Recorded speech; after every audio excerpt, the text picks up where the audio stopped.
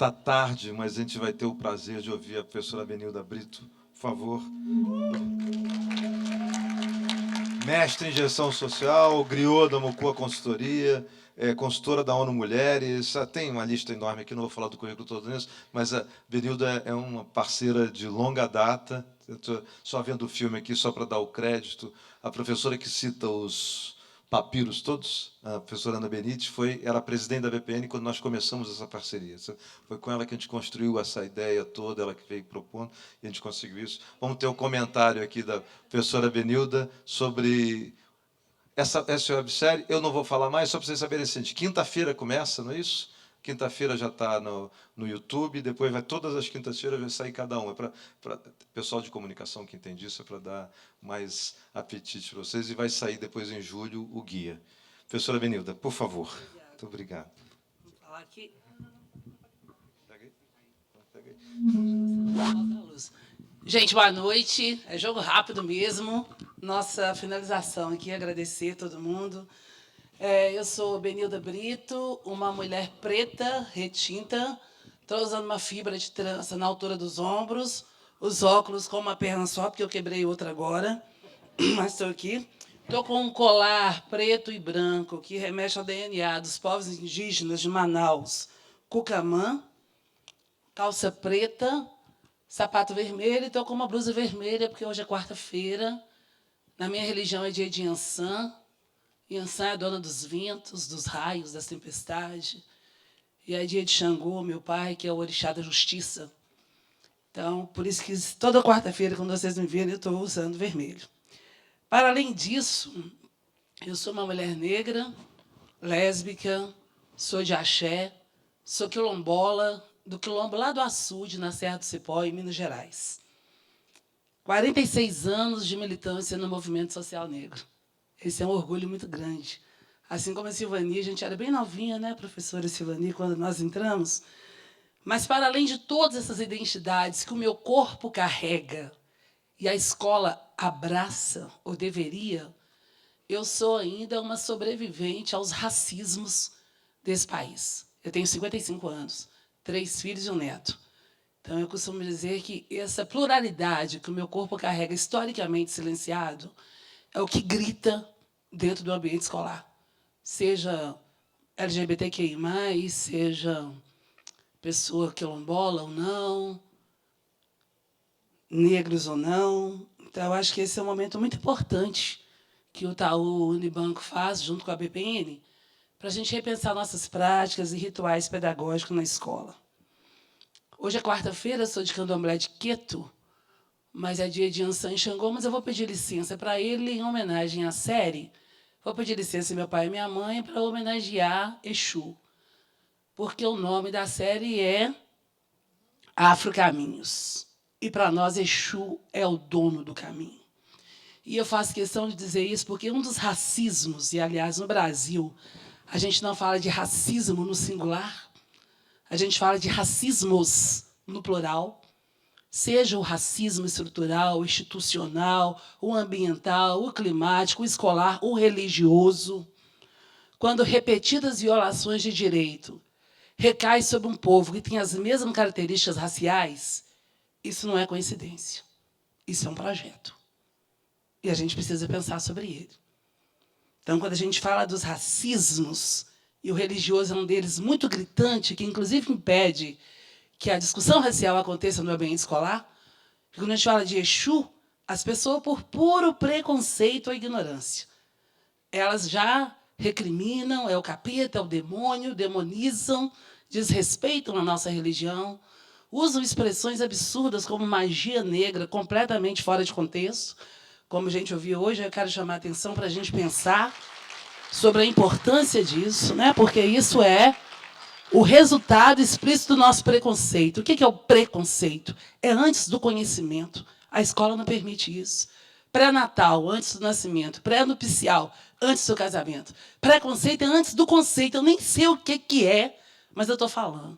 Exu, para nós, é o dono dos caminhos. Ele está na encruzilhada. Quando você tem dúvida, não sabe para onde você vai, a gente pede Exu.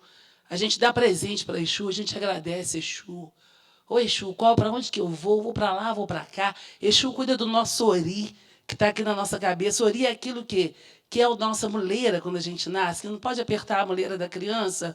Tem uma muleira, é o que nos orienta. O Exu é da comunicação. Ele é o orixá que orienta. Quando você está fazendo mestrado, o TCC, o doutorado, você tem um orientador. Quando você está perdido na vida, você está desorientado. Quando você quer um conselho, você quer uma orientação. Ori é equilíbrio. A gente passa perfume, lava a cabeça com água de coco para cuidar do eri, para a gente não desequilibrar, para a gente não ter que tomar mais remédio controlado, aumentar a sessão da terapia, não cair nas armadilhas do efeito que o racismo provoca, que é a negação da nossa identidade, a negação dos nossos corpos. Então, a gente pede a Exu, para os afros caminhos, terem caminhos longos, com cientistas longas, meninas, meninos, menines, para que a gente não tenha que viver o que o Adaê, meu filho, aos 6 anos de idade, hoje ele tem 35, e conta com muita dor a história do que ele passou na escola. Aos 6 anos, Adaê é um nome africano, significa sol nascente. Alaie tem 30 anos, significa possuidor de vida. Ayana tem 25 anos, flor de formosura. Nomes de reis e rainhas africanas. E aos 6 anos, na escola, quando a professora pergunta quem quer fazer Jesus, o papel de Jesus, ele corre e levanta o dedo. Eu quero. Ela olha para ele, todo mundo olha em silêncio, ele abaixa o braço e fala assim, pode deixar que eu não quero mais, não. Ela disse que não disse nada. Eu fui na escola. Não disse nada, eu não sabia o que dizer, mas ela disse. O silêncio é um ritual pedagógico poderoso para reafirmar o racismo. Quando ela não diz nada, ela diz para o meu filho, não, você não pode ser Jesus. E quando ele abraça o braço, ele vai dizer assim, o que será que eu posso ser? Esse eu acho que é o primeiro ponto que a afrocientista vem chamar a atenção para a gente pode. Mas a escola fala o tempo inteiro que a gente não pode.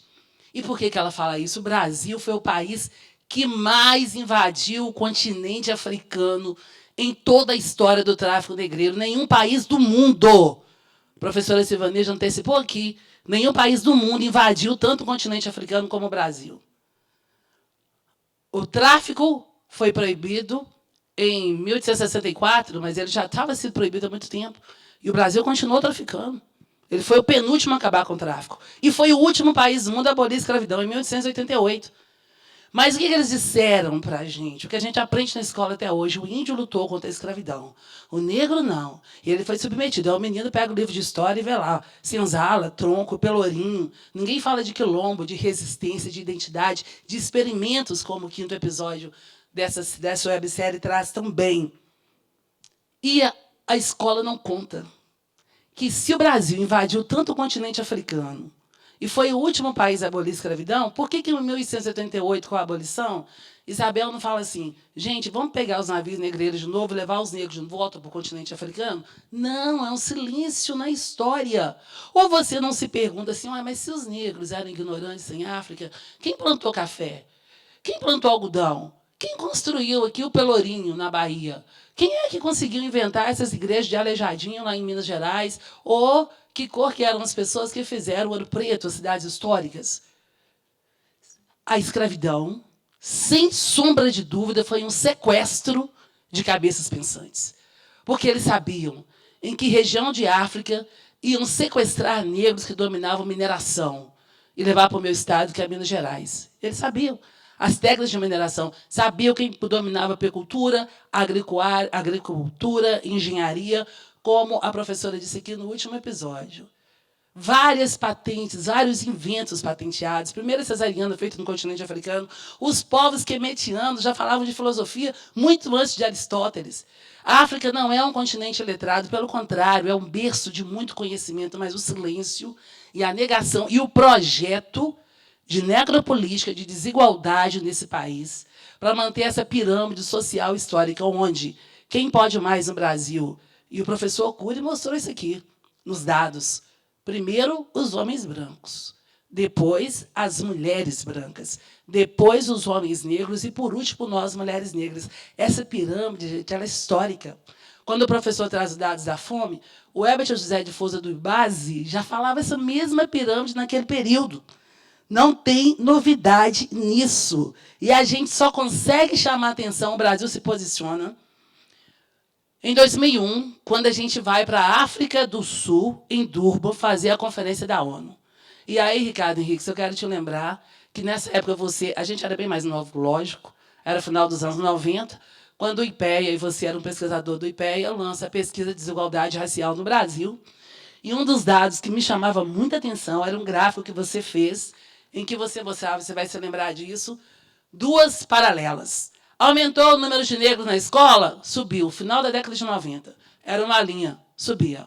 Aumentou o número de brancos? Era uma linha que subia também. Aumentou o número de brancos na escola? Era a linha de cima, lá em cima, enorme.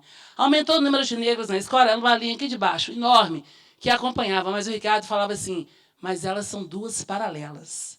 E as paralelas, na matemática, elas não se encontram. E o IPEA dizia naquela época que para a gente conseguir nivelar o nível de escolaridade de pessoas negras às pessoas brancas, nós tínhamos que tirar os brancos da escola, investir em política para os negros, não sei quantos anos, para a gente chegar e encontrar as linhas. E as linhas, triste dizer, até hoje, com todos os projetos, investimentos, políticas, governos, a gente não conseguiu diminuir o gráfico. Pelo contrário, mês passado eu estava em Genebra, pela ONU, fazendo avaliação da década de afrodescendente, que é quando a ONU pediu ao mundo que parasse por 10 anos para mudar a situação de vida do povo negro no mundo. E a avaliação que nós fizemos em Genebra no mês passado é que nenhum país fez o para casa. Nenhum país conseguiu mexer na régua de desigualdade de negros e brancos no Brasil. Depois de amanhã, eu vou estar aí no Rio de Janeiro, sentada com o crioulo, o músico, e a mãe dele para falar sobre outras formas de educação, em um seminário internacional. Estou mega feliz, porque eu sou fã dele. Mas a gente vai dizer, vai estar na mesa, eu, crioulo, e a mãe dele. Por que a mãe dele? Porque a gente vai resgatar outras epistemologias que a escola nega, que é a nossa epistemologia negra. Para nós, a pessoa mais inteligente, não é que fez mestrado, doutorado, pós-doc, é a pessoa idosa. Na cultura africana, a gente costuma dizer, quando morre um idoso ou uma idosa, que é como se tivesse queimado uma biblioteca inteira, por tanta sabedoria que essa pessoa tem da vida. Então, viver a vida, observar o mundo, faz parte da nossa afropercepção, que é mais do que uma cosmovisão, mas é uma cosmopercepção, como a gente sente o outro, como a gente carrega as nossas histórias, que é uma cultura de oralidade. O que eu quero repetir não significa que ela é iletrada. Por isso é que o respeito à nossa ancestralidade, aqueles e aquelas que vieram antes da gente, o útero do útero do útero do útero do útero que te pariu e te faz professor, professora hoje, profissional de educação, mas de que lugar? E aqui no Brasil isso tem uma confusão muito grande, que nega a identidade. Quando a Isamara falava aqui, que eu nunca descobri uma mulher negra lindamente, é porque é tão bom quando a gente pode dizer das nossas identidades. É tão poderoso ter orgulho da nossa identidade, que é por isso que a escola nega. Mas antes da gente trabalhar a 10, o movimento negro decidiu trabalhar primeiro com os profissionais da educação. E a pergunta para você vem de onde? Porque aqui no Brasil, quem não tem um cabelo crespo, o nariz chato e a pele escura, acha que é branco. Em outros países, se a sua sexta antecedência for negra, você também é. Então, primeira coisa que a gente convida os profissionais da educação, consulta a sua árvore genealógica primeiro. Discuta para trabalhar 10.639, 11.645, você vai ter que descobrir a sua identidade primeiro. E ver o que você está fazendo na escola. Porque quem não consegue discutir a questão racial na escola, gente, desculpa, mas é melhor vender pão de queijo ou sair da escola. Eu estou dizendo isso porque quando a gente consegue pular o cerco e chegar na universidade, a nossa presença preta incomoda demais. Por isso que as cotas, quando a gente estudou aqueles materiais todos do IPEA, e nós fomos para a África do Sul, nós éramos 500 negros na África do Sul em 2001, para discutir o quê? Discriminação positiva. As ações afirmativas, que eram o quê?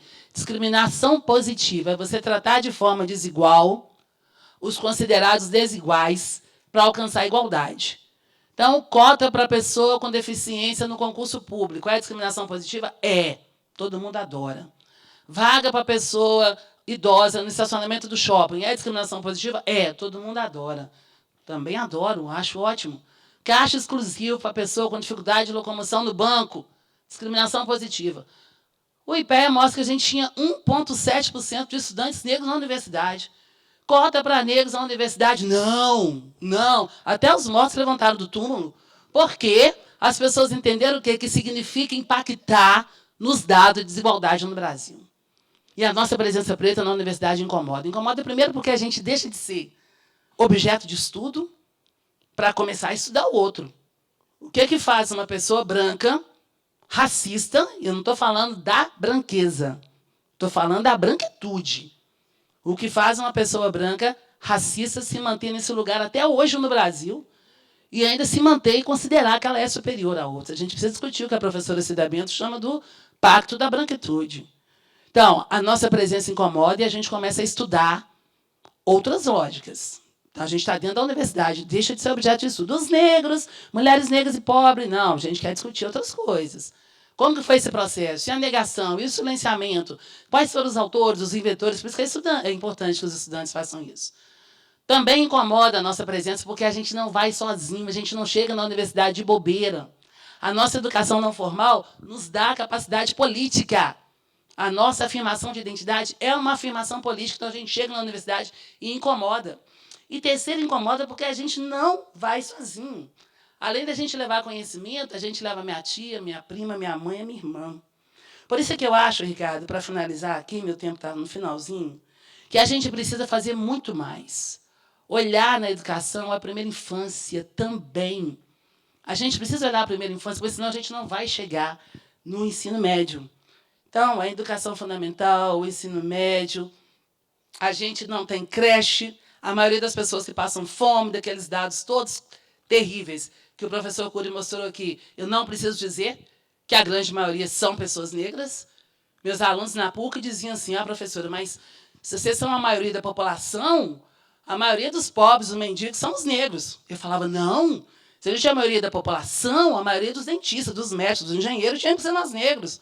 E não somos.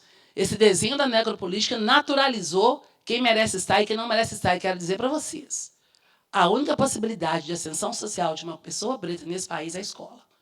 A gente não tem outro caminho. É a escola. Então, a gente não pode trabalhar com dados de expulsão escolar. Eu sou ativista pela educação da Rede Malala. E a gente, há muito tempo, abortou essa história de evasão escolar. É um dado grande de expulsão, por vários fatores que a professora colocou aqui, Silvani, mas também quero lembrar que, no Brasil, a cada 23 minutos, um jovem negro é assassinado pela polícia. Tem escolas hoje de ensino médio que têm salas de aula vazias porque não tem aluno. Porque não tem aluno nos territórios. Não tem aluno nas comunidades, porque tiveram a vida ceifada pelo racismo, ou pelos racismos. Então, a gente tem que ver que a nossa demanda, a nossa responsabilidade é muito maior. Eu costumo afirmar que a criança negra já vem marcada do útero até o cárcere, sem política de primeira infância, sem creche, sem educação infantil, chega com muito racismo no ensino fundamental. E quantos estudos nós já lemos? Qual que é o rendimento das crianças negras? Que a professora passa a mão no cabelo crespo, beija no final da aula, deixa carregar a bolsa dela, faz um carinho. O rendimento dessas crianças que são tocadas é muito maior do que as que não são. E as que não são as negras, porque IDEB tem a ver com afeto. Rendimento escolar, acesso cognitivo, tem a ver com a aprendizagem, tem a ver com a identidade. Por isso, gente, que eu quero dizer que muitíssimo importante, Ricardo, o Itaú, nessa iniciativa, e outras que eu comentei com a equipe do Itaú, que a gente conversou para preparar esse momento. Mas eu quero falar que o nosso problema, gente, eu sou lá do conselhão do presidente Lula, e a gente tem trabalhado muito, dia a dia, para tentar ver como é que esse país pode resgatar as poucas conquistas que nós tínhamos, que viraram grandes derrotas. Mas eu estou muito convencida que band-aids não vão curar as nossas fraturas expostas. Nós temos uma história aí muito grande. Resgatar sonhos. A gente vai ter que fazer muito mais. Nós vamos ter que juntar a iniciativa privada. Eu dou consultoria para as empresas e eu falo isso sempre. Quando um profissional de recursos humanos dá oportunidade para um jovem negro de trabalho, ele não corre e compra um carro, vai viajar para o exterior. Ele vai pagar a prestação da mãe dele, o aluguel da tia, o livro da madrinha, uma casa para minha irmã, porque a concepção racial negra é uma concepção coletiva. Então, ter sucesso na escola significa impactar também na vida financeira de famílias e territórios. Então, a nossa responsabilidade é muito grande, nós temos uma responsabilidade política, histórica e racial. Band-aids não vão resolver, nós temos que ter um projeto político de enfrentamento aos racismos, acabar com o epistemicídio e trazer outras possibilidades. No quilombo que eu faço parte, lá do Açude, na Serra do Cipó, as minhas ancestrais têm um lema que eu quero terminar com ele. Elas dizem assim: agulha puxa linha. Agulha puxa linha. Elas se colocam como as mais velhas, são nossas agulhas, e a gente vai puxando atrás, só que a gente também vira agulha. Por isso que a gente respeita a ancestralidade. Eu também já tenho linhas. Eu tenho 3 filhos, um neto. E a maternagem negra não é só quem a gente pariu, não. Essa juventude, esses afrocientistas também são linhas. Então, que a gente consiga, com Exu, com firmeza, abrir caminhos, e ir sendo agulha e transformando sonhos, realidades. Axé.